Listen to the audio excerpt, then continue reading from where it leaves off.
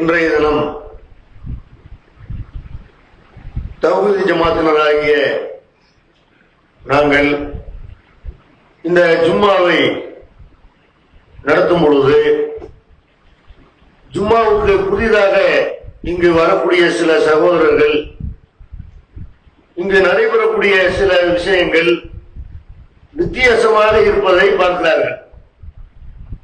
மற்ற பள்ளிகளில் நடைபெறுகிற ஜும்மாவுக்கும் இங்கே நடைபெறுகிற ஜும்மாவுக்கும் மிகப்பெரிய வித்தியாசம் இருப்பதை பார்த்துவிட்டு அவர்களுக்குள்ள நிறைய கேள்விகள் இருந்தாலும் அதை கேட்கக்கூடியவர்களும் இருக்கிறார்கள்.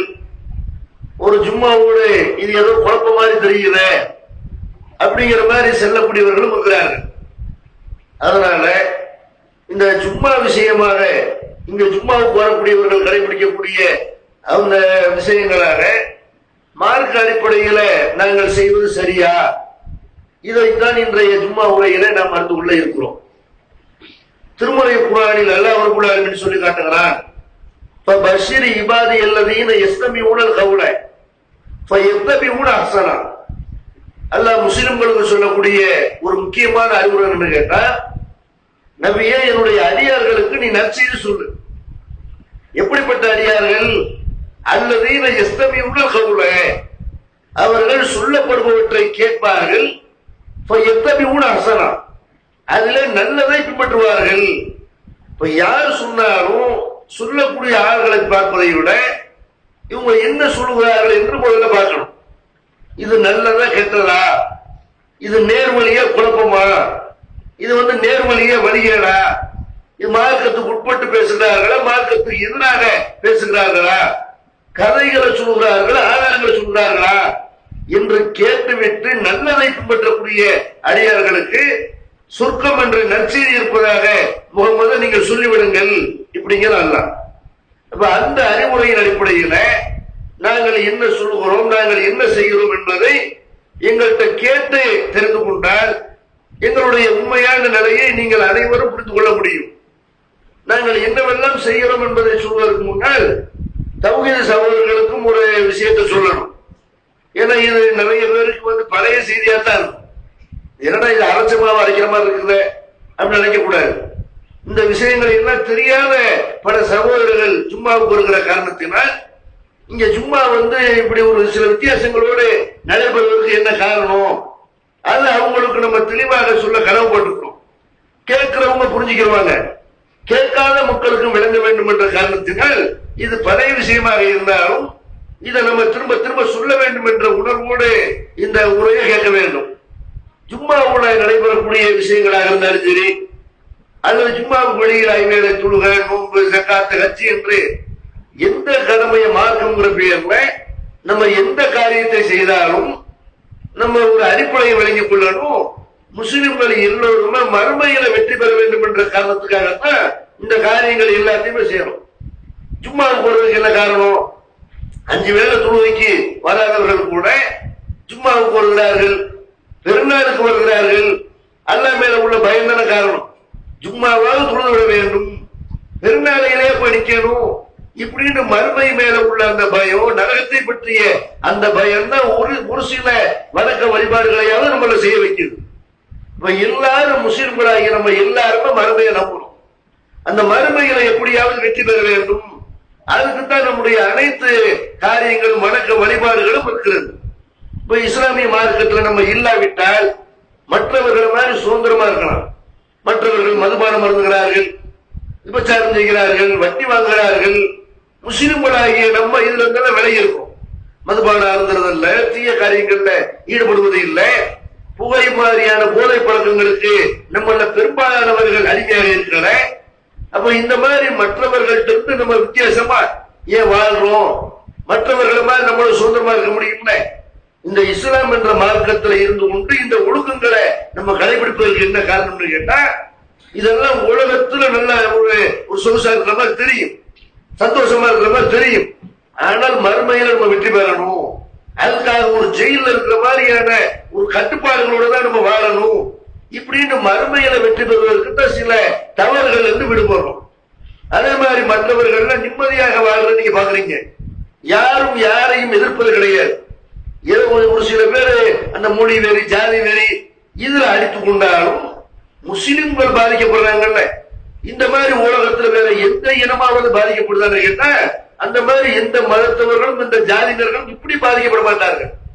அப்படி உலக நாடுகள் அனைத்திலையுமே முஸ்லிம்கள் மிகப்பெரிய அளவுக்கு பாதிக்கப்படுகிறார்கள். ஜனநாயக நாடுகளா இருந்தாலும் சரி முஸ்லிம்களுக்கு பாதிப்பு இருக்கதான் செய்கிறது. முஸ்லிமா இல்லாட்டி நிம்மதி வாழலாமா இல்லையா, உயிரை பத்தி பயம் இல்லை, நம்முடைய பொருளாதாரத்தை பிறர் சுரண்டி விடுவார்கள் பறித்து விடுவார்கள் என்ற பயம் இல்லை. அப்படி இருந்து முஸ்லிமா இருந்தா அவ்வளவு பயமா இருக்கு. உயிரை பத்தி பயம் இருக்குது, வாழ முடியல, நமக்கு ஒழுங்கான உரிமைகள் தரப்படல, எல்லா வகையில நம்ம பல தியாகங்களை செய்து கொண்டு வாழணும். இந்த மாதிரி கஷ்டப்பட்டு கொண்டு இஸ்லாத்துல இருப்பதற்கு என்ன காரணம் கேட்டா மறுமையில வெற்றி பெறணும். துன்யாவில் கொஞ்சம் சிரமங்கள் அனுபவித்தாலும் ஆகிரத்துல வெற்றி பெற வேண்டும் என்ற எண்ணம் தான் எல்லா முஸ்லிம்கிட்ட இருக்கிறது. ஹனபிட்டே இருக்கிறது, ஷாபிட்டே இருக்கிறது, தரிக்காவில் இருக்கிற முஸ்லிம்கிட்ட இருக்கிறது, சுன்னத்துல் ஜமாத்துல இருக்கிறது, தப்லீக் ஜமாத்துல இருக்கிறது. மறுமையில வெற்றி பெறணும், இதனால எல்லாருக்குமே அடிப்படை. மறுமையில வெற்றி பெற வேண்டும் என்ற நோக்கம் நல்ல நோக்கமா இருக்கிறது. எல்லாம் அந்த நோக்கத்துக்காகத்தான் நம்ம செயல்படுறோம். ஆனால் மறுமையில நம்ம வெற்றி பெறுவதாக இருந்தால் அதுக்கு என்ன வழியில போக வேண்டும், நம்ம மறுமையில வெற்றி பெறுவதாக இருந்தால் நம்முடைய இபாதத்துகள் எப்படி இருக்கணும், இந்த அடிப்படையைத்தான் நம்ம விளங்காம இருக்கும். மறுமையில வெற்றி பெறுவதற்காக அமல் செய்யணும். அந்த அமல்கள் எப்படி இருக்கிறது, நம்முடைய முன்னோர்கள் எதை மார்க்கமாக நம்ம காட்டிட்டு அதை அப்படியே கண்ணை மூடி நம்மளும் ஃபாலோ பண்ணிட்டு போயிட்டே இருக்கணும். அதுல ஊர்ல பெரும்பான்மையான மக்கள் எதை மார்க்கம்ங்கிற பேர்ல செய்கிறார்களோ அது கூடா இருக்கட்டும், கந்தூரியா இருக்கட்டும், மூடுதா இருக்கட்டும், கத்தபாத்தியமா இருக்கட்டும், தட்டு தகடா இருக்கட்டும், பேய் பிசாச நம்பிக்கையா இருக்கட்டும், பில்லி சுனிமா இருக்கட்டும், எல்லாரும் எப்படி இருக்கிறார்களோ அப்படி நம்ம இருந்து போயிருவோம். இப்படிங்கிற மாதிரி ஊர்ல இருக்கிற பெரும்பான்மையான மக்களை பார்க்கணும்.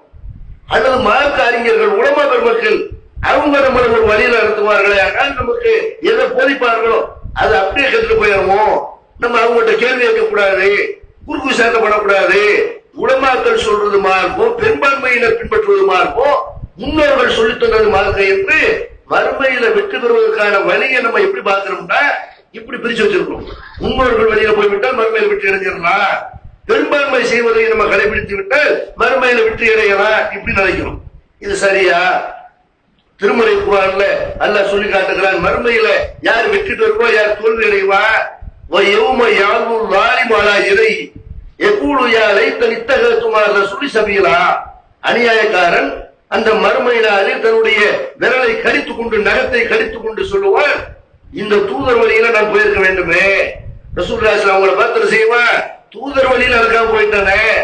தூதர் வழியில யார் நடக்கிறார்களோ அவர்கள் தான் மறுமையில் வெற்றி பெறுவார்கள். தூதர் வழியில நடக்காதவர்கள் மறுமையில தோல்வி அடைவார்கள். தூதர் வழி என்னவென்று தெரிந்து கொண்டு அந்த அடிப்படையில நடக்காதவர்கள், முன்னோர்களை பின்பற்றியவர்கள், மார்க்க அறிஞர்களை கண்மூடி பின்பற்றியவர்கள், பெரும்பான்மையை பின்பற்றியவர்கள், இவங்க எல்லாம் மறுமையில கை செய்யப்படுவார்கள் இருக்கிறாங்க. இன்னொரு வசனத்துல அல்லாஹ் குறிப்பிடுவார், யௌம துகல்லபு வுஜூஹுஹும் பின்னார், அந்நாளில் நரக நெருப்பில் சிலருடைய முகங்கள் போட்டு போட்டப்படும். யகூலுன யா லைத்தனா அத்தனல்லாஹு வ அத்தன ரசூலா, எங்களுக்கு ஏற்பட்ட கேடு, நாங்கள் அல்லாஹ்வுக்கு கட்டுப்பட்டிருக்க வேண்டாமா, தூதருக்கு கட்டுப்பட்டிருக்க வேண்டாமா என்று நரகவாசிகள் புலம்புவார்கள். நரகத்தில் முகத்தை புரட்டும் போதுதான் அவங்களுக்கு நம்ம எதிராக நரகத்தில் இருந்து தெரியும். அல்லாஹ்வுக்கு கட்டுப்படலையே, தூதர் கட்டுப்படலையே, வேற யாருக்கு கட்டுப்பட்டோம்? இன்னாத்தானா சாதத்தனா குபரானா ஃபாலலூன சபீலா, எங்கள் தலைவர்கள் கட்டுப்பட்டோம், எங்கள் பெரியவர்களுக்கு நாங்கள் கட்டுப்பட்டோம், எங்களை வழிகெடுத்து விட்டார்களே.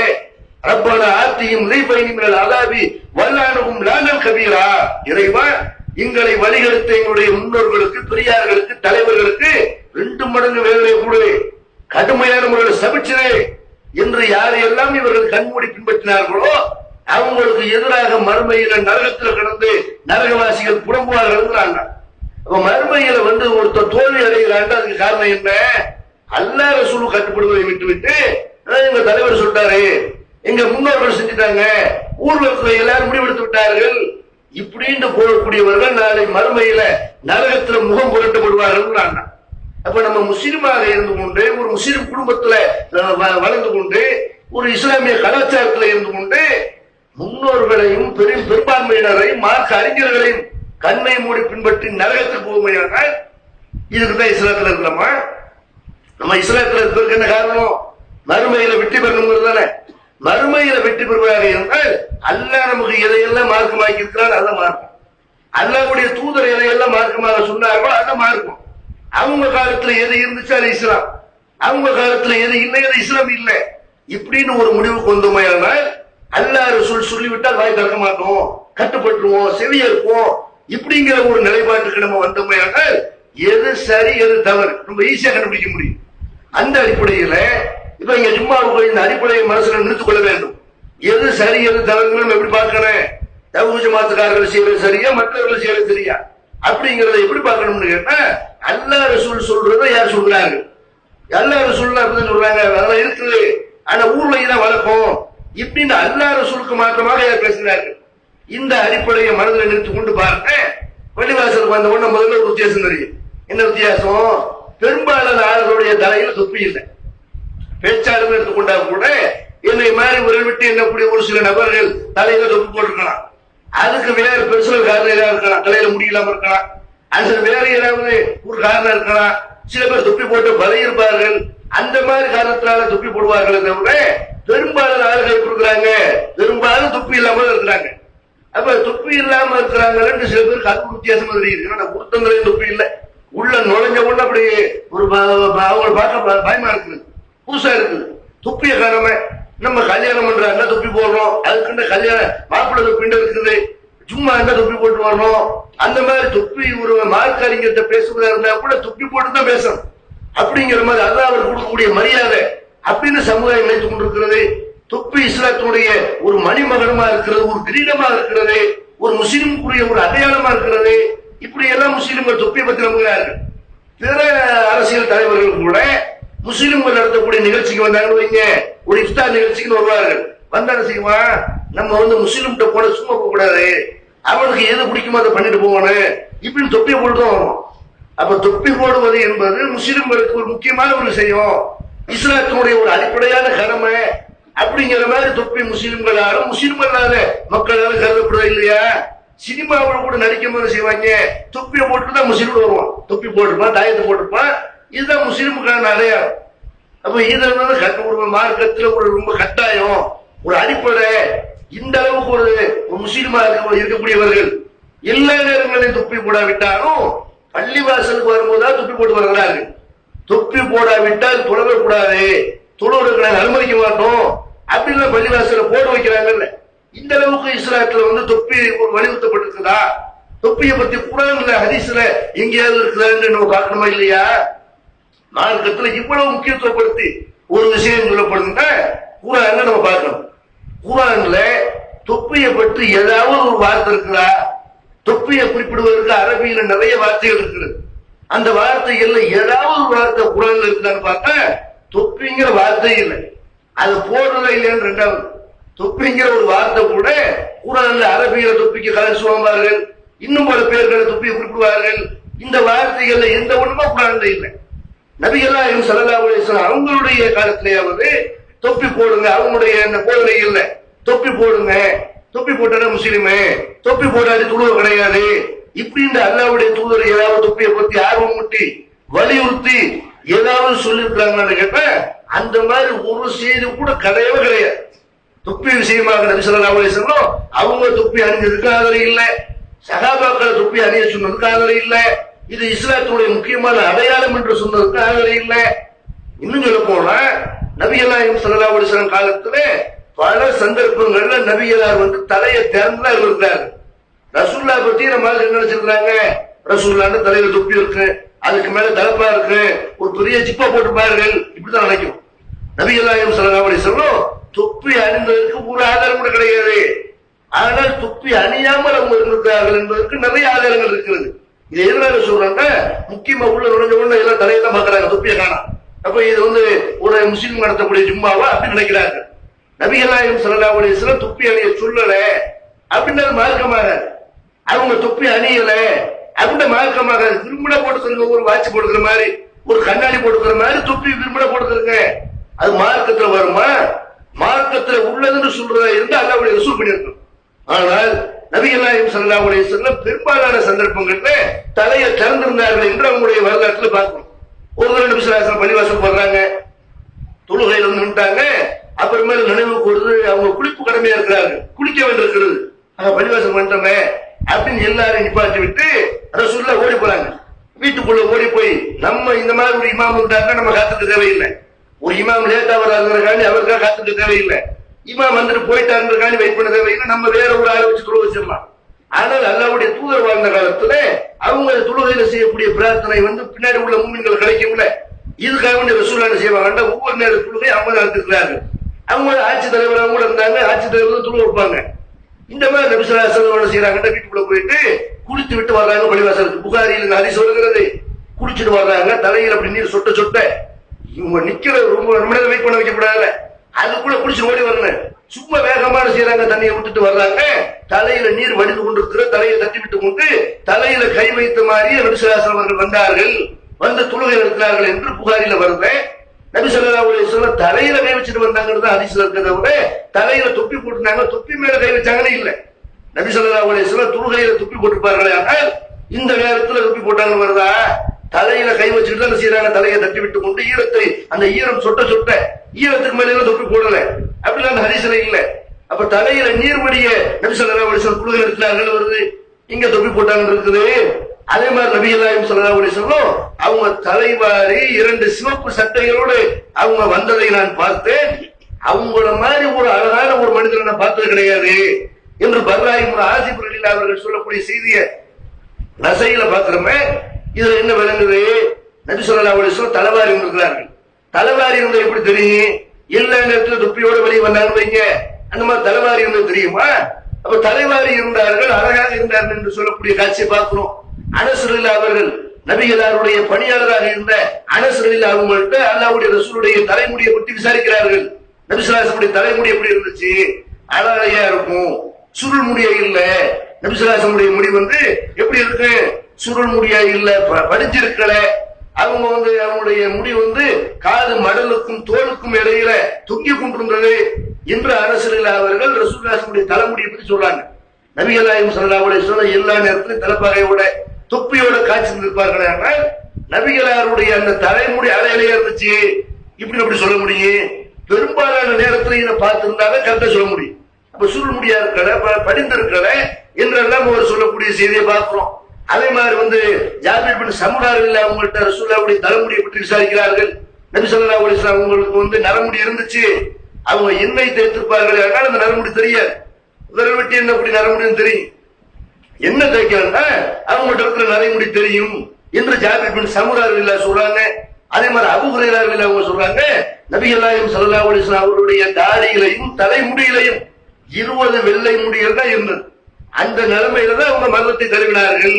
20 முடி கூட இருக்கல அப்படிங்கிறார்.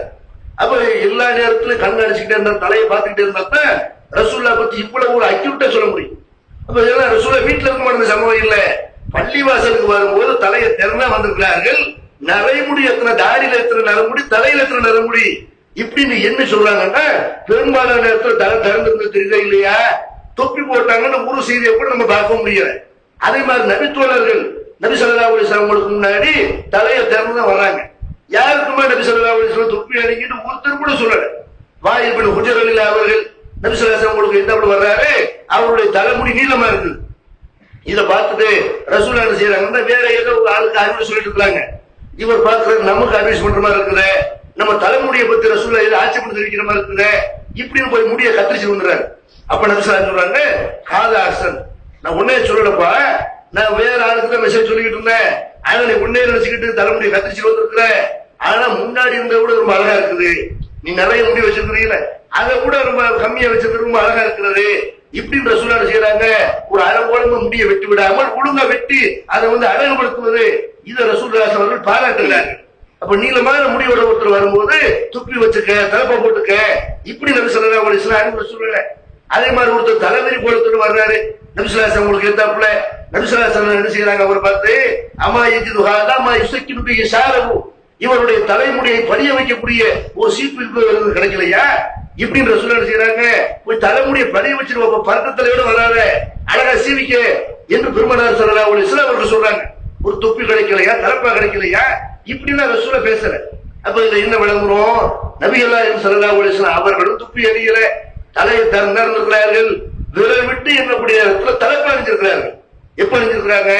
போர்க்களத்துக்கு போகும்போது, அது மாதிரி முஸ்லிம் அல்லாத மன்னர்களை சந்திக்கும் பொழுது, ஒரு பெருநாள் நேரத்துல கௌரவ ஆடைன்னு சொல்லுவோம்ல, கௌரவமா ஒரு மற்ற நேரத்துல இல்லாம சில நேரத்துல வித்தியாசமான ஆடைகள் அணிவோம்.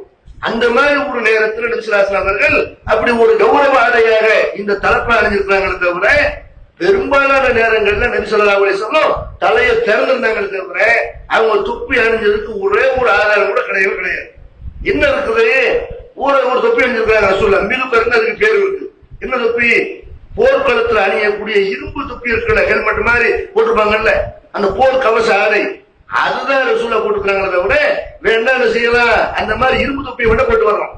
ரசூலுல்லாஹ் பண்ண மாதிரி நாங்க தொப்பி போட போறோம்னு சொன்னா இரும்பு தொப்பி ஹெல்மெட் மாதிரி வேணா பள்ளிவாசல் வரலாமே தவிர இந்த மாதிரி தொப்பி மார்க்கத்துல உள்ளது என்று சொல்லவே முடியாது. இதுக்கு மார்க்கத்துக்கு எந்த சம்பந்தம் கிடையாது. அப்ப தொப்பியை ஒரு மார்க்கத்துடைய முக்கியமான ஒரு விஷயம் அப்படின்னு நினைக்கிறாங்கல்ல, அது இல்லைன்னு இதனால ஒரு சில நேரத்துல ஒரு 30 வருஷத்துக்கு முன்னாடி தொழுகைக்கெல்லாம் மக்கள் அழைக்கக்கூடிய நேரத்துல தொப்பியை காரணம் சொல்லிட்டுலாம் தொழுவராக இருக்கலாம். இந்த தொப்பி எடுத்து வர நீங்க போக நான் பின்னாடி வரேன் இப்படி போயிடும். அப்ப தொப்பி இல்லைன்னா துளு கிடையாது அப்படிங்கிற அளவுக்கு சில பள்ளிவாசல்ல ரெடிமேட்டா தொப்பி பண்ணி வச்சிருப்பான். இந்த கூடையில என்ன செய்வாங்க, மீனவர்கள் தலையில மாட்டுவாங்க, அந்த மாதிரி கூட வச்சிருப்பான். அது பல பேர் என்ன போட்டிருப்பான், சடங்கு பிடிச்சிருக்கும் தலையில ஈ இருக்கு, இந்த பேன் இருக்கு, ஈர் இருக்கு, அதோட அவன் தலையில மாட்டி அடுத்த தலையில மாட்டி நோய் நொடியத்தான் உண்டாரு. அந்த மாதிரி தொப்பி, ரெடிமேட் தொப்பி, பிளாஸ்டிக்ல தொப்பி பார்த்தாலும் அண்ணத்து பிடிச்சி போய் பார்க்க அசிங்கமா இருக்கு, நாரி போய் கிடக்கு. இதை போட்டுட்டு தான் தொழுவணும்னு சொல்றாங்கன்னா இந்த மாதிரி மார்க்கமாக்கக்கூடிய அதிகார உங்களுக்கு இருக்கா, எனக்கு இருக்கா? இந்த மாதிரி இதை மார்க்கம்னு சொல்வதா இருந்தா அல்லாஹ்வுடைய தூதர் சொல்லணுமா இல்லையா? தொப்பி போடுறது தப்புன்னு சொல்லல. தொப்பி போடுறது இஸ்லாத்தோட சம்பந்தப்படுத்தக்கூடிய காரியமா, ஒரு இஸ்லாத்துல முக்கியமான விஷயமா? தொப்பி போட்டு தொழுவுங்க, போடாம தொழுவுங்க, அவரவருடைய விருப்பம். தொப்பிக்கு இஸ்லாத்துக்கு சம்பந்தம் இல்லை என்ற அடிப்படையில் தான் என்ன செய்யறோம். பெரும்பாலான ஆளுநர் இங்க துப்பி இல்லாம இருக்கிறோமே தவிர துப்பி இஸ்லாத்துல உள்ளது எதை ஒண்ணு நம்ம மாத்திரவுல இல்லை, அது அடிப்படையா விளங்கணும். அதே மாதிரி செய்யறாங்க, ஜும்மாவுக்கு வரும்போது பாக்குறாங்க, ஜும்மாவோட இப்ப மிம்பர்ல நம்ம தமிழ்ல பயன் பண்றோம்ல, இது வித்தியாசமா இருக்கு. ஜும்மாவோட மிம்பர்ல தமிழ்ல பேசுறாங்க. பள்ளிவாசல்ல இதுவும் ஒண்ணுதான், இதுவும் ஒண்ணுதான். பள்ளிவாசல்ல உள்ள தரையும் ஒண்ணுதான், மிம்பரும் ஒண்ணுதான். ஆனா தரையில இருந்துகிட்டு தமிழ்ல பேசலாமா, மிம்பர்ல இருந்து அரபில பேசலாமா? அது அந்த மிம்பர்ல ஜும்மாவுக்குள்ளதான் மிம்பர்ல ஏறணும் அப்படி வழி வச்சிருக்காங்க. மிம்பர் என்பது எதுக்காக வேண்டி, அது ஜும்மாவோட மிம்பர்ல ஏறணும். மிம்பர்ல ஏறது சும்மா ஏற மாட்டாங்க, அதுக்குன்னு சில செட்டிங்லாம் நடக்கும். இம்மா மிம்பர்ல ஏறதுக்கு முன்னாடி ஒரு ஒரு மோதினார் இருப்பாரு, அவர் என்ன செய்வாரு, பெரிய அசா வைத்திருப்பாரு. அசாண்டா ஹதீஸ்கள கம்புண்டு இருக்குது. அசாண்டா அந்த இலங்கலையை பறிக்கிறதுக்கு மூசா அனுப்பி வைத்திருக்கிறார்கள். அது அந்த மேல ஊன்றி நின்று கொள்ளலாம். நபி ஸல்லல்லாஹு அலைஹி வஸல்லம் வயசான காலத்துல அந்த மாதிரி இருக்கிறாங்க. இளமை காலத்துல அசாவை பயன்படுத்தல, முதுமை காலத்துல கம்பூன்று நடப்பாங்கல்ல, அந்த மாதிரி ஒரு பேலன்ஸுக்காக வேண்டி நம்ம ஸ்டேஜ் போடியை வைக்கிறோம்ல, போடியத்துல சாஞ்சிட்டு இருக்கணும்.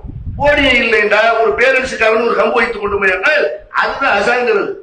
இதை என்ன செய்யறாங்கன்னா ஒரு அசாங்கிற பேர்ல பெரிய உருளைக்கட்டையா இருக்கும். அந்த காலத்துல மாவடிக்க வச்சிருப்பாங்கல்ல, அந்த மாதிரி ஒரு பெரிய உருளைக்கட்டை, அது பட்டு துணியில போத்தி அதுக்கு என்ன மரியாதை. அது ஒரு சாதாரண ஒரு மரக்கட்டை, அதுக்கு சும்மா கொஞ்சம் கிடையாது. அதை வச்சுக்கிட்டு சும்மா பயன் பண்ணுறோமா பாக்குறாங்க. அசாவை காணாம். சில பள்ளிவாசல் கேரளாவில பாத்தீங்கன்னா வாழை வச்சிருப்பாங்க, பெருசா வாழை வச்சுட்டு அஜத்து பயன் பண்ணுவாரு. வாளுக்கு அவருடைய பொருளுக்கு சம்பந்தம் இருக்காரு. வாழை வச்சுட்டு கிளாஸ் ஓதிட்டு இருப்பாரு, சும்மா அவளை குத்துவா ஓதிட்டு இருப்பாரு.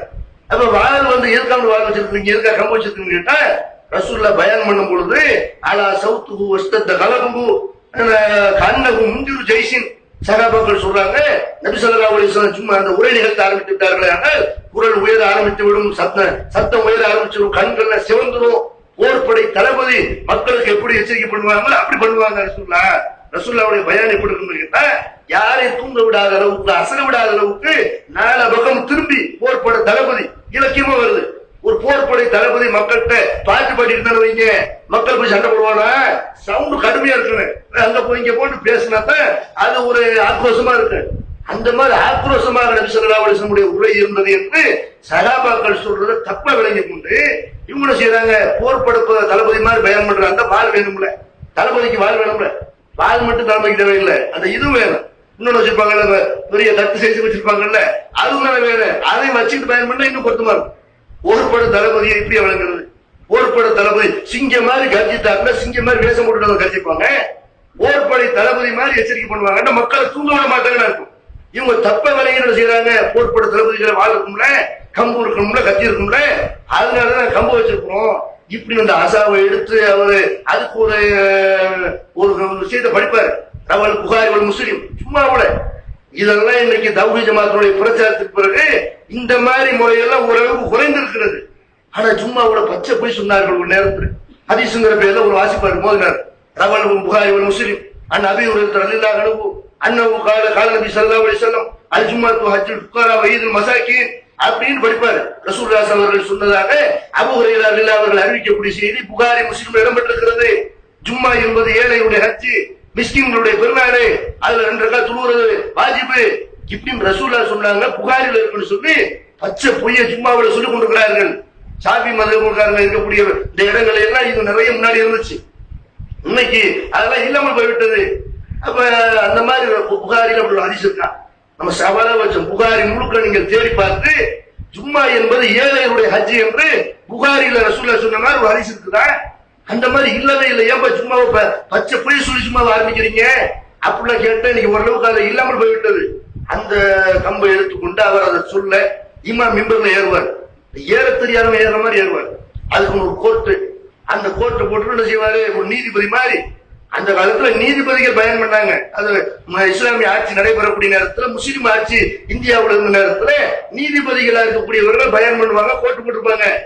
இவர் எந்த கோர்ட்ல போய் வாதாடினாரு, இங்க போய் லா படிச்சாரு, கோர்ட்டோட தான் சும்மா அவரோட மெம்பர்ல ஏறுவார். எந்த காலத்துல காயப்பாருங்க. அது சுலைமான் நபி அவர்கள் வாழ்ந்த காலத்துல சுலைமான் நபி அவர்கள் உயிரோட இருக்கிறாங்க நினைத்துக் கொண்டு ஜின்கள்ல வேலை பார்த்துட்டு இருந்துச்சான். அவங்க மூத்த போயிட்டாங்க. அவங்க கையில கம்பு வச்சிருக்காங்க. அந்த கம்பை கரையை அரிச்சு கம்பு கீழே விழுவுது, சுலைமான் நபி கீழே விழுவுறாங்க. ஆனா இது தெரியாம நம்ம இவ்வளவு காலம் வேலை பார்த்துட்டோமே இப்படி ஜின்கள்ல கவலைப்படுத்தான். சுலைமான் நபி மூத்தா போனது ஜின்களுக்கு தெரியல. இந்த மாதிரி இந்த ஆள் என்ன செய்யறாங்க, இன்னமும் இஸ்லாமிய ஜின்கள் செய்யறாங்க. இன்னமும் முகலாய மன்னர்கள் ஆண்டு இருக்கிறாங்க. நம்ம நீதிபதிகள் இருக்கணும்னு நினைத்துக் கொண்டு அந்த கோர்ட்டோட தான் மேடையில் ஏறுறது, அசாவோட தான் மேடையில் ஏறுறது. இது யார் சொன்ன செட்டப்பு? இந்த மாதிரி நபி ஸல்லல்லாஹு அலைஹி வஸல்லம் ஜும்மாவுடைய ஏறதுக்கு முன்னாடி பராக் பராக் என்று சொல்லப்படுச்சா? பிலால் அசாவை எடுத்துக்கொண்டு வரவேற்றாருக்கிறா.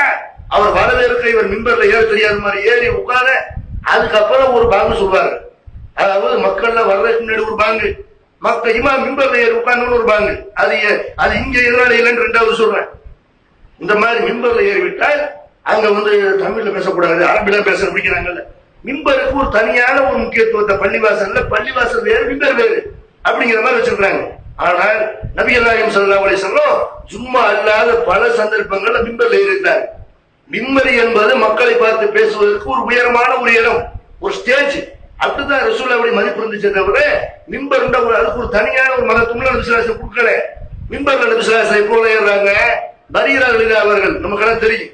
ஆயிஷா நாயகம் அவர்கள்ட்ட அடிமையாக இருந்த பரீரா ரலியல்லாஹு அவர்களை ஆயிஷா நாயகம் விடுதலை பண்ணிடுறாங்க. இந்த மாதிரி விடுதலை பண்ணும் பொழுது அப்ப யார் விடுதலை பண்றாங்களோ அவங்களுக்கு அந்த அடிமையினுடைய சொத்து கிடைச்சிடும். சும்மா காசு பணத்தை வாங்கி கொண்டு விடுதலை பண்ணுவாங்க சில பேர். சில பேர் என்ன செய்வாங்க, அவங்களோட சொத்து இருக்க கொடுக்க ஒண்ணு இருக்காது, நீ அதுக்கு நான் வாரிசு, இவ்வளவு நாள் உன்னை பராமரிச்சேன்ல, இதனால அந்த சொத்து எனக்கு தான் இப்படிங்கிற மாதிரி அடிமையினுடைய சொத்து எஜமானருக்கு தாங்கிற ஒரு நிலைமை மார்க்கத்தில் இருந்தது. இந்த அடிப்படையில் இந்த சொத்தை ஆயிஷா நாயகம் வாங்கிக்கிறாங்க. வாங்கினா ஆயிஷா நாயகத்திரத்துல இந்த சொத்தை கேட்டு சில பேர் போய் முறையிறாங்க, பரீராவுடைய சொத்தை எங்களுக்கு கொடுங்க, நாங்க தான் உங்களுடைய குடும்பத்தாரு அப்படி பண்ணிக்கிறாங்க.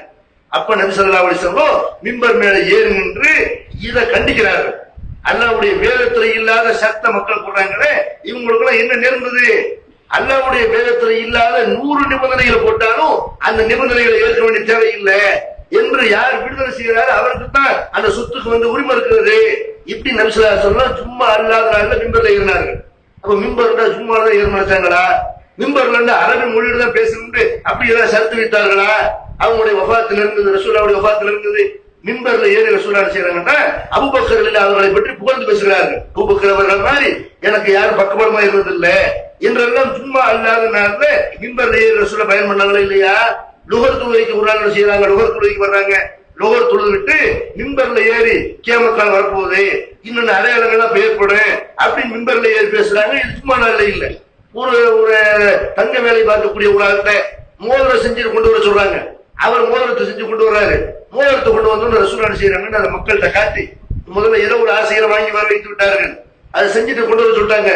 அதுக்கப்புறம் மக்கள்கிட்ட அதை எடுத்து காட்டி சொல்றாங்க, இது இரையச்சம் உள்ளவர்களுக்கு அழகானது கிடையாது. இரையச்சம் உள்ளவர்கள் தங்க முதல் அணிய மாட்டார்கள், ஆண்களுக்கு இது ஹராமு அப்படின்னு மிம்பர்ல இருந்து என்ன செய்யறாங்கன்னா தூக்கி எறிகிறார்கள். அப்ப மிம்பர்ல ஏறி இதெல்லாம் ஒரு சாதாரண நேரத்துல, சும்மா நேரத்துல இருக்கிற சாதாரண நேரத்துல நபிகள் நாயகம் ஸல்லல்லாஹு அலைஹி வஸல்லம் மிம்பர்ல ஏறாங்களா இல்லையா? ஒரு நாள் மிம்பர்ல ஏறாங்க. நீங்க என்ன கேள்வி வேணாலும் கேளுங்க, உங்களுக்கு என்ன மார்க்க சந்தேகமோ எதை வேணாலும் கேளுங்க அப்படின்னு ஒருத்தருக்கு என்ன வேணாலும் கேளுங்க மட்டும் சொல்லக்கூடாது. மார்க்கம் குறித்து கேளுங்கன்னு சொன்னா கரெக்டா கேட்பாங்க. நீங்க என்ன வேணாலும் கேளுங்கன்னா கடன் கூட கேட்பாங்க. அந்த மாதிரிலாம் ரசூலுல்லாஹ் காலத்துல ஒருத்தர் கேட்கிறாரு, அப்படி அல்லாஹ் ஒருத்தர் தகப்பனார் யாரு, அவர் தகப்பனார் யாருன்னு ஒரு தெரியல போல இருக்கு, மூத்தாயிட்டாங்களோ அல்லது வேற எங்க வெளியூர் போயிட்டாங்கன்னு தெரியல. என்னுடைய தகப்பனார் யாரு கேட்கறது விசாரிக்கிற சொந்தக்காரங்க போல இருக்கு. ரசூலுல்லாஹ் சொல்றாங்க ஹுதாஃபா, உன் தகப்பனார் ஹுதாஃபாப்பா அப்படிங்கிறாங்க. வஹி மூலமாக அதுவும் ரசூலுல்லாஹ்வுக்கு அறிவிக்கப்படுது. அப்ப மிம்பர்ல ஏறி என்ன வேணாலும் கேள்வி கேளுங்கன்னு கேள்வி பதில் நிகழ்ச்சி நடத்தினார்களே, இது சும்மா நாள் இல்லையா? மிம்பர்ல ஏறிட்டா வேற மொழியில பேசக்கூடாது, குறிப்பிட்ட வாசகங்களை தான் பேசணும் அப்படிலாம் சொல்றாங்களே. நபிகள் நாயகம் ஸல்லல்லாஹு அலைஹி வஸல்லம் ஒரு தேவைக்கு எல்லாம் மிம்பர்ல இருக்கிறார்கள். ஒருத்தர் ஜகாத் வசூல் பண்ண சொல்லி அனுப்புறாங்க, அவர் வசூல் பண்ணிட்டு வர்றாரு, வந்துட்டு என்ன செய்யறாருன்னா கொஞ்சத்தை ஒதுக்குறாரு. இது எனக்கு மக்கள் கொடுத்தாங்க, இது அன்பளிப்பு, இந்த இடத்துல ஜகாத் அப்படிங்க கொடுக்குறாரு. ரசூல் என்ன செய்யறாங்க, உடனே மிம்பர்ல ஏறாங்க. ஜகாத் வசூல் பண்ண போன இடத்துல அன்பளிப்பு வாங்கலாம். அன்பளிப்பு யார் உனக்கு கொடுத்தா? மச்சானா, உன் மாமனா, உங்க அம்மா வீட்டுல நீ உட்கார்ந்து கொண்டா உனக்கு அன்பளிப்பு தருவானா அப்படின்னு மக்களை எல்லாம் கூப்பிட்டு எச்சரிக்கை பண்ணுகிறார்கள். ஒரு வேலைக்கு அனுப்பணும், ஜக்காத் வேலைக்கு அனுப்பினால் ஜக்காத் வாங்கி கொண்டு வரணுமே தவிர நீங்க அன்பளிப்பு பெற்றுக் கொண்டு வரக்கூடாது, லஞ்சமான உங்களுக்கு கொடுத்துருவான் இப்படின்னு ரசூல் என்ன செய்யறாங்க, லஞ்சத்தை கூட அன்பளிப்பு சொல்லிடலாம் இப்படின்னு கடுமையான முறையில சும்மாவோட அனைவருக்கு முன்னாடி அவரை கண்டித்த செய்தியை பார்க்கிறோம். இந்த மாதிரி நபி ஸல்லல்லாஹு அலைஹி வஸல்லம் மிம்பர்ல பல தடவை ஏறி இருக்கிறாங்க. எதுக்காக சொல்றேன், மிம்பர்ல ஏறிவிட்டால் அது சும்மா நாள் ஏறணும்னு சொல்றாங்கல்ல, அப்படிலாம் இல்லை. அந்த மிம்பர்ல ஏறி என்ன பேசுங்க, அரபி மொழியில தான் பேச வேண்டும் என்று அல்லாஹ்வுடைய தூதர் எந்த கட்டத்தில் உத்தரவு பிறப்பிக்கிறார். மிம்பர்ல ஏறி மக்களுக்கு செய்தி சொல்லணும். அது புரியுற பாஷையில் இருந்தா தான் அவனுக்கு விளங்கும். வர்ற விளங்கு. சும்மா என்பது சடங்கா, தொழுகையில் அரபில ஓதுறோம். ஜும்மா என்பது என்ன, மக்களை இப்படி புடம் போட்டு தங்கங்களாக மாற்றணும், குர்ஆன் சொல்லணும், எச்சரிக்கை பண்ணணும். மக்களுக்கு மார்க்கத்தை சரியான முறையில போதிக்க வேண்டிய இடம் தான் மிம்பர் மேடை என்பது. அப்ப அந்த மாதிரிதான் ரசூலுல்லாஹ் பயன்படுத்தி இருக்கிறாங்க. தங்கத்தை ஹலால் என்று நினைத்து கொடுக்கிற நேரத்துல மிம்பர்ல ஏறி ஹராம்டாங்க. லஞ்சத்தை அன்பளிப்பு என்று சொன்ன நேரத்தில் அதை ஏறி கண்டித்தார்கள். அப்ப நன்மையை ஏவுறது தீமையை தடுக்கிறது தான் ஒரு குத்பாவுடைய நோக்கமே தவிர, மிம்பர்ல ஏறுறதுக்கான நோக்கமே தவிர, மிம்பர்ல ஏறி சும்மா என்ன செய்யறாங்கன்னு அந்த காலத்துல உள்ள மன்னர்களுக்கு எழுதி கொடுத்தாங்க. இன்னைக்கு இருக்கிறது, இன்னைக்கு வேற முஸ்லீம் நாடுகள் எல்லாம் சர்க்குலர் கொடுப்போம். இந்த சர்க்குலர் தான் சும்மா பேசணும், இல்லாட்டி அமெரிக்கா பத்தி திட்டிப்பு வரல, அமெரிக்காவையோ இஸ்ரேலை பத்தி வாயில் இருக்கக்கூடாது என்பதற்காக வேண்டி சவுதி அரசாங்கமா இருக்கட்டும், இந்த பிற அரசாங்கமா இருக்கட்டும், முஸ்லீம் அரசாங்கங்கள் சர்க்குலர் அனுப்புவார்கள் இமாமுக்கு. அதைத்தான் அவர் பேசுவாரு. இன்னைக்கு அந்த மாதிரி முஸ்லீம் அரசாங்கம் இருக்கா? நம்மளை யாரும் கண்டிக்க முடியுமா? விரும்பினதை பேச வேண்டியதானே, தேவைகளை பேச வேண்டியதானே. மிம்பர்ல ஏறிக்கொண்டு அந்த காலத்துல முஸ்லீம் மன்னர்கள் எழுதி கொடுத்தாங்க, குத்துபாங்கிற பேர் ஒரு கிதாபு, அதை உட்கார்ந்து படிச்சிருக்காங்க. அதனாலதான் நீங்க பார்க்கலாம், அதுல துவா செய்வார்கள், அல்லாஹும்ம அய்யிது முல்க ஹாதா ஸமான், இறைவா இந்த காலத்துல ஆட்சி நடத்திருக்கிறார்ல அவருடைய ஆட்சியை வலுப்படுத்துவாயாக. யார் ஆட்சியை? மோடி ஆட்சியவா? ஜும்மாவுல ஏறி இப்ப யார் ஆட்சி தலைவராக இருக்கிறாரோ அவருடைய ஆட்சி நிரந்தரமாக்குவாயாக, வலுப்படுத்துவாயாக, ஹாக்கானுக்கு அனுபுரிவாயாக இப்படி கேட்கிறாங்க. யாருப்பா ஹாக்கானு உயிரோட இருக்கிறாரா? அவர்கள் கேட்கிற இப்படி குத்துபாங்கிற பேர்ல ஒரு கிதாபு, ரெடிமேட் ஒரு கிதாப் வச்சிருக்காங்க. அதை படிப்பதற்கு பேர் குத்துபா. இதுவா குத்துபா? நபிகள் நாயகம் ஸல்லல்லாஹு அலைஹி வஸல்லம் குத்துபா நிகழ்த்த ஆரம்பித்தார்கள். எங்களுடைய தலையில ஒரு பறவை உட்கார்ந்தால் நாங்கள் எப்படி இருப்போமோ அப்படி அசையாமல் கண்ணு ரசூலை பார்த்தா இருக்கும். அப்படி ஒருத்தர் தூங்க மாட்டார்கள். அந்த மாதிரி அசலாமல் நபிகள் நாயகத்தை நாங்கள் பார்த்துக் கொண்டிருப்போம் என்று சகாபாக்கள் சொல்கிறார்கள். நபிகள் நாயகம் ஸல்லல்லாஹு அலைஹி வஸல்லம் உரை நிகழ்த்தினால் அந்த வார்த்தைகளை குறுக்கி எடுத்து விடலாம். மழை பெஞ்சு ஓஞ்சமா இருக்காது. சில பேர் பேசி முடிச்சு அப்படி இருக்கும்ல, மழை பெஞ்சு ஓஞ்சமா கட்ட கட்ட கட்ட நடந்து என்ன பேசுறேன்னு விளங்காது. அந்த மாதிரி இருக்காது. இப்படி ஈடவெளி விட்டு விட்டு பேசுவார்கள், கேப் இருக்கும், வார்த்தைகளை குறுக்கி எடுக்கலாம் என்றெல்லாம் ஒரு கருத்தையே நபி ஸல்லல்லாஹு அலைஹி வஸல்லம் 3 தடவை மக்களுக்கு சொல்வார்கள். ஒரு வார்த்தை தான் திரும்ப திரும்ப சொல்லுவாங்க. எதுக்காக வேண்டி, ஒரு ஆள் ஒரு நேரத்தில் அசந்து இருப்பாரு, அந்த ஒரு கருத்தை சொல்லும் போது கேட்காம இருப்பாரு, இன்னொரு தடவை சொன்னா கேட்டுருவாரு. அந்த இன்னொரு தடவை சொல்லும் போது ஒருத்தர் வராம இருப்பாரு, 3வது தடவை சொல்லும்போது அவர் வந்துருவாரு. இப்படி மக்கள்கிட்ட ஒரு கருத்து போய் சேர வேண்டும் என்பதுதான் நபிகளாருடைய நோக்கமா இருந்துச்சு தவிர, புரியாத பாஷையில மக்கள்கிட்ட படிக்கிறதுக்கு ஒரு குத்துபாவா? குத்துபா என்று சொன்னால பிரசங்கம் தான், கிராத்துண்டால ஓதுறது. குத்துபாண்ட கர்ஜிக்கணும், பேசணும், மக்கள்கிட்ட விளக்கணும். பயான் வேற குத்துபா வேறையா? தரையில நின்று பயான் பண்றது, மிம்பர்ல ஏற்கனவே பண்றது, அது பேர் குத்துபா. இப்படி வச்சுக்கிறாங்க. பயானு குத்துபா எல்லாமே ஒரு பேசுவதற்கு உள்ள ரெண்டு வார்த்தை தான். அப்ப இங்க சும்மா அவ்வளவு மிம்பர்ல இதனால தமிழ்ல பேசணும். மக்களுக்கு எல்லாம் அரபி மொழி தெரிஞ்சவங்க இல்ல. எல்லாரும் மத்த நேரத்துல என்ன பேசுவோமோ அதைத்தான் ரியலாவும் பேசணும். மேடையில் ஏறிவிட்டாலும் ஒரு பொதுக்கூட்டத்துல நான் அரபியில பேசுறேன்னு வைங்க, யாருக்கா விளங்குமா? ஒரு சேர்ல யாருக்கு இல்ல நினைச்சு போயிரு. இவர் அரபியில பேசுறாரு, யாருக்கு அரபி தெரியுது? அப்ப சும்மா அவங்கள மக்கள் வர்றாங்க, உரையை கேட்கறாங்க, அது நம்முடைய பாஷையில் அவரவர் பாஷையில் தான் இருக்கணும். தொழுகையில் அரபியில ஓதுங்க. மிம்பர்ல குத்துபாவோட அரபியில உரை நிறுத்த வேண்டும் என்று அல்லாஹ்வுடைய தூதர் சொல்லல. அதனாலதான் என்ன செய்யறோம், இங்க தமிழ்ல நம்முடைய மொழியில உரை நிறுத்தப்படுது. இதை விளங்கணும். அதே மாதிரி என்ன செய்யறோம், சும்மாவுல 2 பாங்கு சொல்றாங்க எல்லா பள்ளியிலையும். இங்க ஒரு பாங்கு தான் சொல்றாங்க. ஏன் சொல்றாங்க? இதுக்கு என்ன காரணம்? ஒரு பாங்கையும் குறைச்சோம். நபிகள் நாயகம் ஸல்லல்லாஹு அலைஹி வஸல்லம் காலத்துல ஜும்மாவுல 2 பாங்கு சொல்ற வழக்கம் இருந்து கிடையாது. ரசூலுல்லாஹ் காலத்துல புகாரிலே ஹதீஸ் இருக்கு, நீங்க முதல் பாகத்திலே பார்க்கலாம். நபிகள் நாயகம் ஸல்லல்லாஹு அலைஹி வஸல்லம் மிம்பர்ல ஏறி உட்காருவாங்க. அப்ப பாங்கு சொல்லப்படும். அந்த ஒரு பாங்கு தான் நபிகள் நாயகம் காலத்துல இருந்தது. அந்த ஒரு பாங்கு தான் அபூபக்கர் ரலியல்லாஹு ஆட்சி காலத்தில் இருந்தது. அந்த ஒரு பாங்கு தான் உமர் ரலியல்லாஹு ஆட்சி காலத்தில் இருந்தது. உஸ்மான் ரலியல்லாஹு காலத்துல மக்கள் பெருகி விட்ட பிறகு, கடை வீதிகள் அதிகமாகி விட்ட பிறகு, கடை வீதியில போய் ஒரு அறிவிப்பு செய்யப்பட்டுச்சு. பள்ளிவாசல ஒரு பாங்கு தான், கடை வீதியில போய் ஒரு அறிவிப்பை உஸ்மான் அவர்கள் ஏற்படுத்தினார்கள் என்று புகாரில் இருக்கு. நபி காலத்துல ஒரு பாங்கு தான் இருந்துச்சு. அந்த சுன்னத் அபூபக்கர் காலத்துல உயிரோடு இருந்துச்சுல, உமர் ரலியல்லாஹு காலத்துல உயிரோடு இருந்துச்சுல, உஸ்மான் ரலியல்லாஹு காலத்துல அவர் ஏதோ நன்மையும் நினைத்து மக்களுக்கு பள்ளியில சொல்ற பாங்கு விளங்கல அப்படின்னு நன்மையை நினைச்சு ஒரு பாங்கு உண்டாக்குனார்.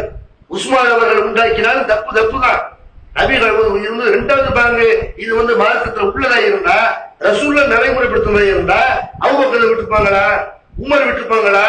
அப்ப அபூபக்கர் உமர் ரலியல்லாஹு காலத்துல எல்லாம் சும்மாவுல ஒரு பாங்கு சொல்லக்கூடிய நடைமுறை தான் இருந்தது. அபூபக்கர் உமர் காலத்துல மாறி இருந்தா கூட நமக்கு அது ஆதரவாக. ஏன்? நபி காலத்துல சும்மாவுல ஒரு பாங்கு தான் இருந்துச்சு. அந்த அடிப்படையில நபி வழியில சும்மாவை நடத்துவதா இருந்தா விதத்தாக உண்டாக்கப்பட்ட 2வது பாங்கை சொல்லக்கூடாது. இமாம் மிம்பர்ல உட்காரும்போது சொல்லக்கூடிய ஒரு பாங்கு தான் சொல்ல வேண்டும் என்று ஹதீஸ்ல உள்ள அடிப்படையில செய்யறோம். ஹதீஸ்ல இல்லாத தூக்கி போடுறோம். அதை உஸ்மான் உண்டாக்கி இருந்தாலும் சரி, யார் உண்டாக்கி இருந்தாலும் சரி. அதே மாதிரி பாங்குக்கு முன்னாடி ஸலவாத் சொல்வார்கள் எல்லா பள்ளியிலையும். இங்க ஸலவாத் சொல்ல மாட்டாங்க. ஏன் சொல்ல மாட்டோம்? ஸலவாத் சொல்லக்கூடாதுங்கிறனாலயா? அது இல்ல, ஸலவாத் சொல்லணும். இன்னல்லாஹு மலாயிகத்தஹு யுஸல்லூன அலன் நபி யா அய்யுஹல்லதீன ஆமனூ ஸல்லு அலைஹி வ ஸல்லிமு தஸ்லீமா. அல்லாஹ் குர்ஆன்ல சொல்றான், இந்த அல்லாஹ் நபி மீது அருள் புரிகிறான். வானவர்கள் நபிக்காக அருளை கேட்கிறார்கள். மூமின்களே நபிக்காக ஸலவாத் கேளுங்கள், அருளை கேளுங்கள், அவருக்காக சலாம் சொல்லுங்கள். இப்படி அல்லாஹ் குர்ஆன்ல சொல்றான். அந்த ஸலவாத் எப்ப சொல்லணும்?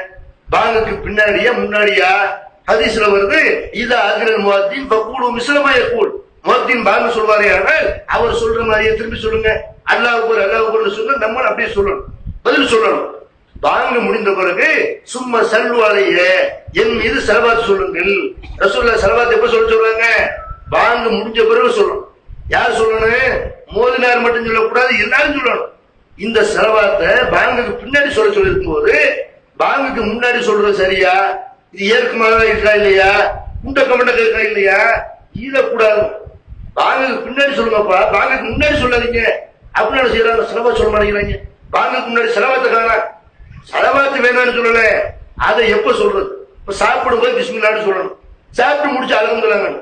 ஒருத்தன் சாப்பிடுறதுக்கு முன்னாடி அல்ஹம்துலில்லாஹ், அது தூங்கி எந்திரிச்சு அல்ல அல்ஹம்துலில்லாஹ் இது ஹய்யான பாதம் அமாத்தரன் துவவுதுன்னு தூங்கும் போது அல்லாஹ் பிஸ்மிக்கு அமுத்துவாங்க. ஏன் துவவுதுன்னு ஒருத்தர் செய்யறான்.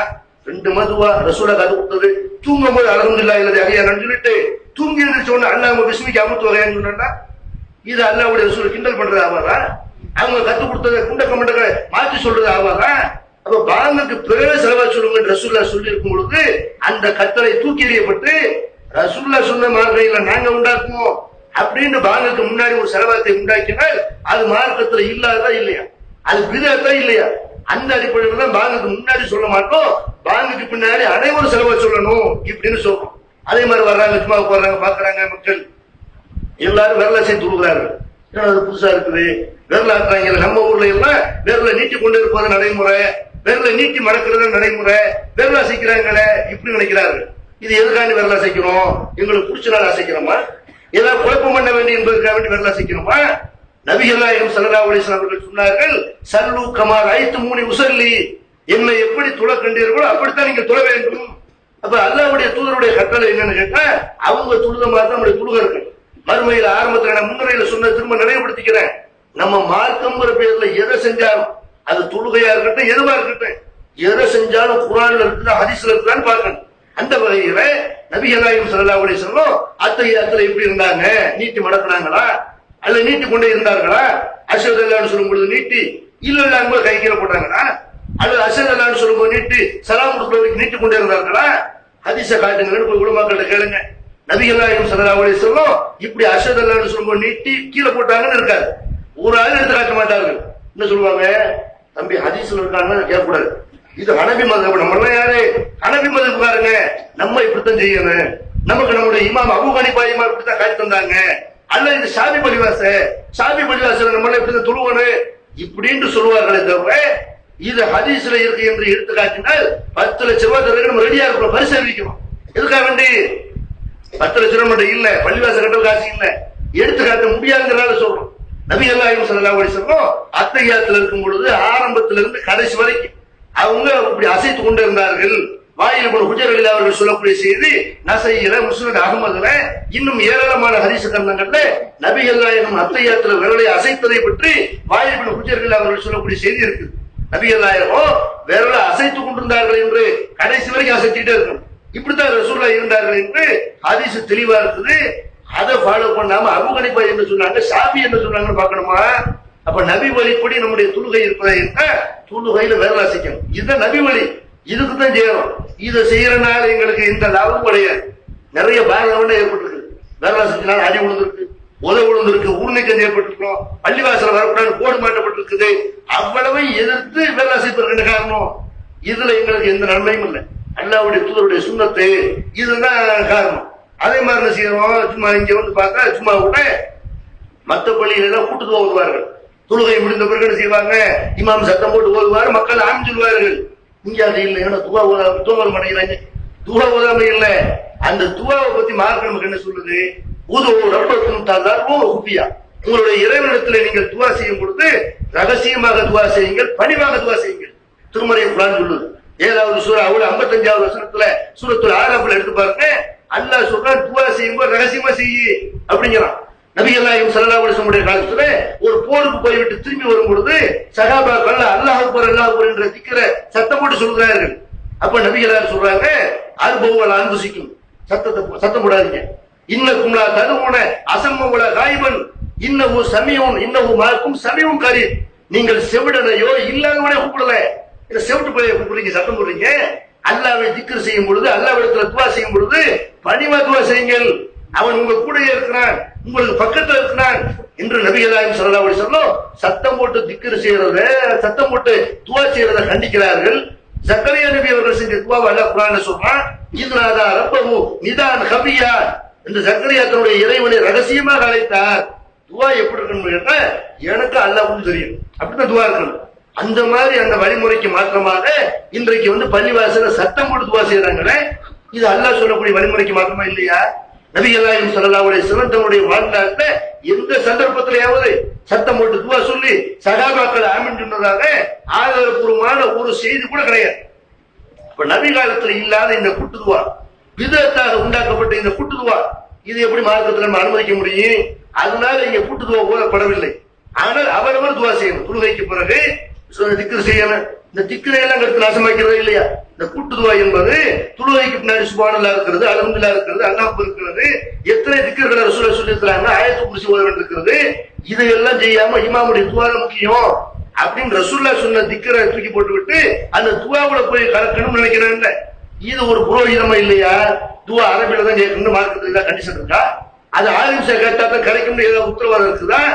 அல்லாஹ்வுக்கும் மனிதனுக்கும் இடையில இடைத்தரகர் தேவையில்லை சொல்லக்கூடிய மார்க்கத்துல தொழுகைக்கு மட்டும்தான் அவருக்கு நேரம் ஃபாலோ பண்ணணும். துவாவோ நோம்போ நேர்ச்சையோ எந்த வழக்கமா இருந்தாலும் அவரவர் பண்ணணும் அப்படின்னு சொல்லப்பட்ட மார்க்கத்துல அவர் துவாவோத நம்ம நாம சொல்றது இது நபி காலத்துல இல்லைங்கிற அடிப்படையில இதை வந்து நம்ம செய்யறோம். இங்க கூட்டு துவா வந்து இல்லை. அது மாதிரி பெண்கள் பள்ளிவாசல் வர்றாங்க, ஜும்மாவுடைய நம்ம அனுமதிக்கணும். பெருநாள் அதே மாதிரி ரமலான்ல இரவு தொழுகையில் அனுமதிக்கணும். எதுக்காக வேண்டி? குழப்பம் பண்றதுக்கா?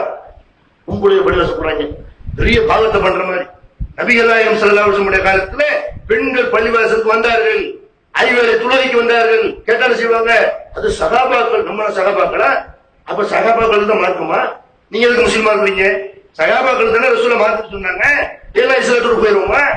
இஸ்லாத்தினுடைய அனைத்து போதனைகளும் அன்றைக்கு இருந்து கியாமத் நாள் வரைக்கும் உள்ள அனைத்து மக்களுக்கு தான். இது என் காலத்தில் வாழ்ந்த மக்களுக்கு தான் ரசூலை சொன்னாங்களா? எத்தனை ஆட்சி தலைவர்கள், எந்த ஆட்சி தலைவரும் இஸ்லாமிய வரலாற்றுல ஆட்சி தலைவர்கள், மிகப்பெரிய ஆட்சி தலைவர்கள் இருந்தாங்கல்ல, அபூபக்கர், உமர், உஸ்மான், அலி ரலியல்லாஹு போன்ற எத்தனை ஆட்சி தலைவர்கள் ஆட்சி மாற்றம் ஏற்படுறதா? அல்லாஹ்வுடைய தூதருடைய இந்த செட்டப் உடைக்கல. பெண்கள்ட்ட ஆயிஷா நாயகம் காலத்துல எப்ப ரசூலுடைய மூத்துக்கு பிறகு பெண்கள்ட்ட சில மாற்றங்கள் வந்துச்சு. பள்ளிவாசலுக்கு வந்து சட்டம் போடுறது, ஆடம்பரமா வர்றது. ரசூல பள்ளிவாசலுக்கு வருதுன்னு ஒரு ஒழுங்கு சொல்றாங்க. பள்ளிவாசலுக்கு வந்தால் இரவு நேரத்துல வந்தால் நறுமணம் பூசி விட்டு வராதீர்கள் இப்படிங்கிறாங்க. அதுக்கெல்லாம் மாற்றமா இருக்கு. ஆயிஷா நாயகம் சொல்றாங்க, அல்லாஹ்வுடைய தூதர் இப்ப இருந்திருந்தா அனுமதிச்சிட மாட்டாங்க இப்படி ஒரு கருத்து சொல்றாங்க. ஆனா தடுத்தாங்களா? தடுக்க முடியுமா? எந்த ஆட்சி தலைவராக இருந்தாலும் சரி, ஆயிஷா நாயகம் விரும்பினாலும் சரி, அல்லாஹ்வுடைய ரசூல் காலத்துல பெண்களுக்கு இருந்த அனுமதியை தடுக்கக்கூடிய அதிகாரம் யாருக்கும் கிடையாது. இப்படி இருக்கும் பொழுது பெண்கள் பள்ளிவாசலுக்கு வரக்கூடாது சட்டம் போடுறதுக்கு ஜமாத் நிர்வாகி யாரு, இமாம் யாரு, உலமாக்கள் யாரு, அவங்களுக்கு மார்க்கத்துல என்ன லிமிட் இருக்கிறது, என்ன அதிகாரம் இருக்கிறது? அல்லாஹ்வுடைய தூதர் காலத்துல இருந்த அந்த அனுமதியை தடுத்த காரணத்தினால், அந்த அனுமதியை பறித்த காரணத்தினால் இன்னைக்கு பள்ளிவாசலுக்கு வர முடியாம பெண்கள் என்ன செய்யறாங்க? தர்காக்களை போய் கூட்டம் கொடுது. எதுக்கு போகுது? நம்ம பள்ளிவாசல் இதுதான் தர்கா தான். நம்ம பள்ளிவாசல் தர்காவுக்கு போகக்கூடிய தர்கான்னு சொல்ல தெரியாது, பள்ளிவாசல் போயிட்டு வந்தோம். அப்ப அந்த மாதிரி தர்காவை பள்ளிவாசல் ஆக்கி விட்டார்களா இல்லையா? நபிகள்லாம் ஸல்லல்லாஹு காலத்துல பெண்கள் சும்மாவுக்கு வந்தார்கள், ஏராளமான ஆதாரங்கள் இருக்கிறது. ஐவேளை தொழுகைக்கு வந்தார்கள், ஏராளமான ஆதாரங்கள் இருக்கிறது. ரசூலுல்லாஹ் சொல்றாங்க, இத சாதனத்து இம்ரத்து ஆதிக்கும் பல எம்னாகா, உங்கள் மனைவிமார்கள், உங்கள் வீட்டு பெண்கள் பள்ளிவாசலுக்கு வருவதற்கு அனுமதி கேட்டால் தடுக்காதீர்கள் இப்படின்னு ரசூலுல்லாஹ் சொன்னாங்க இல்லையா? கணவன்ட்ட அனுமதி பெற்று பள்ளிவாசலுக்கு வரணும் இப்படின்னு ரசூலுல்லாஹ் சொல்றாங்க. அதனால பெண்கள் பள்ளிவாசலுக்கு எதிராக அனுமதிக்கணும். நபி காலத்துல அந்த மாதிரி பெண்கள் வந்தாங்க. நம்ம ஏன் அந்த ஒரு அனுமதியை ரத்து செய்யணும், தடுக்கணும்? நபி காலத்துல உள்ள மாதிரி பள்ளிவாசல் நடத்துவோம் அப்படிங்கிற அடிப்படையில தான் இங்க சும்மா நடைபெறுகிறது. ஒரு குழப்பம் பண்ணுவதற்கோ வித்தியாசமா காட்டுவதற்கோ இந்த மாதிரியான வித்தியாசங்கள் நடைபெறவில்லை. இங்க இஸ்லாமுங்கிற பெயர்ல என்ன நடைபெற்றாலும் சரி, இஸ்லாத்துல இல்லாத எதுவும் இங்க இருக்காது. வேற பள்ளிவாசல எல்லாம் வரலட்சணை திருமணங்கள் பள்ளிவாசல் நடைபெறும். ஒரு திருமணம், அந்த மாதிரியான திருமணங்கள் இந்த பள்ளியில் அனுமதி கிடையாது. இந்த பள்ளி மட்டும்தான் மூழுதை ஒழித்த பள்ளி. மூழுதை இங்க ஒரு காலத்தில் ஓதப்படாது. இந்த பள்ளியில தாலிம் தொகுப்பு வாசிக்கப்படாது. இதனால கதைகளும் கப்சாக்கள் நிறைந்திருக்கிறது. பெரியார்கள் பேர்ல கதையை விட்டு அடிச்சிருக்கிறாங்க. தாலிம் தொகுப்பு இங்க இருக்காது. இந்த மாதிரி நபி வழியில நபி காலத்துல என்னவெல்லாம் இருந்துச்சோ அதையெல்லாம் நடைமுறைப்படுத்துவோம். என்னவெல்லாம் நபி காலத்துல மார்க்கம் இல்லையோ அதையெல்லாம் ஒழிப்போம். அந்த அடிப்படையில தான் இங்க ஜும்மாவுடன் சரி மற்ற நேரத்திலும் சரி சில வித்தியாசங்கள் இருக்கிறத தவிர இதெல்லாம் குர்ஆன் ஹதீஸ்ல இருக்குதான்னு பாருங்க. நாங்கள் மனிதர்கள்ங்கிற அடிப்படையில எங்கள்கிட்ட சில தவறுகள் இருக்கலாம். குர்ஆன் ஹதீஸ் அடிப்படையில தான் இல்லாம நடக்கணும்னு நம்ம பிரச்சாரம் பண்ணும்போது நீங்க எங்களை எப்படி பார்க்க கூடாது? நீங்க 100% கரெக்டான ஆளு சொல்றாங்க, இவங்க தப்பே வராதா, உங்கள் செய்யற எல்லாமே நபி வழியா அப்படின்னு நினைக்கலாம். அந்த மாதிரி தவறுகள் இருந்தா எங்களை சுட்டி காட்டுங்க. நீங்க நபி காலத்துல உள்ள இதையே நடைமுறைப்படுத்தல, இந்த நபி வழியையே நீங்க பின்பற்றல, இது வந்து நபி வழிக்கு மாற்றமா இருக்குது அப்படின்னு எங்கள்கிட்ட எந்த தவறை நீங்கள் சுட்டி காட்டினாலும் குர்ஆன் ஹதீஸ்ல நாங்க சரண்டர் ஆயிடுவோம். குர்ஆன் ஹதீஸ்ல இருக்குது, நீங்க செய்ய மாட்டேங்கிறீங்க இப்படின்னு சொன்னாலும் என்ன செய்வோம்? சரண்டர் ஆயிடுவோம். அது போக மனிதன்கிற அடிப்படையில் எங்கள் தவறுகள் இருக்கலாம், அந்த தவறுகளை நாங்கள் திருத்திக் கொள்வோம் என்று கூறி முடிக்கிறேன்.